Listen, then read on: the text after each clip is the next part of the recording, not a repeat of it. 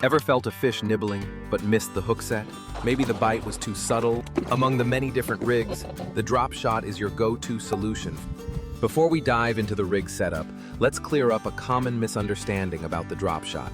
Your bait height isn't fixed. It changes depending on how steep your fishing line is and how far your sinker is from your rod.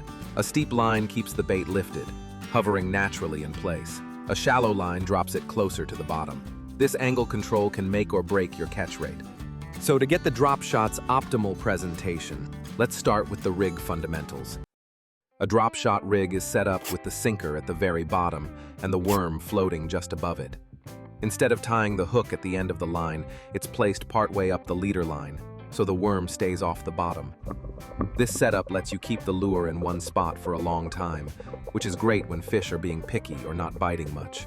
It's especially useful when you want to show your lure right where the fish are likely hiding, like near drop-offs, rocky areas, or bridge pillars.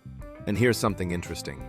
Most fish have eyes on top of their head, so they're more likely to notice something above them than below. That's why the Dropshot rig works so well. It puts the lure right where the fish are looking. Because most fish look upward, the Dropshot's vertical falling action after a cast often triggers a bite. Its vertical drop is great for targeting fish near submerged trees or steep cover. And on flat bottoms, the worm stays suspended, making it easy for fish to spot and strike. It works wonders for bass, walleye, panfish, and rainbow trout. And it's not limited to freshwater either. It's a powerful setup that performs just as well in saltwater. Now let's take a look at how to actually set up a Dropshot rig. The Dropshot is a unique configuration where the sinker is tied at the very end of the line, and the hook, rigged with a soft plastic worm, is positioned partway up the line. Typically, the hook is placed about 1 foot above the sinker. This is a common distance that works well in most fishing conditions. As you can see, the weight secures the line taut, while the bait is suspended above the bottom. This tight line allows even the slightest nudge from a fish to be transmitted straight to your rod tip, much like a plucked guitar string. This structure maximizes sensitivity, making the Dropshot one of the absolute best rigs for detecting subtle bites. When it comes to tying the hook, 2 knots are widely used: the Palomar knot and the Dropshot knot. Both knots are widely used and effective, but I recommend the Dropshot knot. Here's why. The key to a successful Dropshot rig is getting the hook to sit at a 90-degree angle to the line.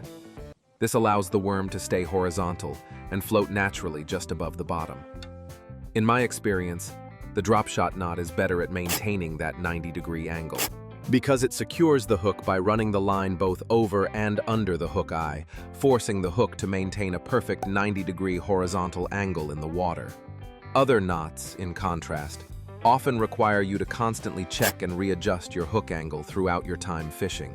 If the hook isn't locked in at that angle, the worm tends to sag or tilt, making it look unnatural, and that can seriously reduce its ability to trigger strikes and lower your hook set success rate.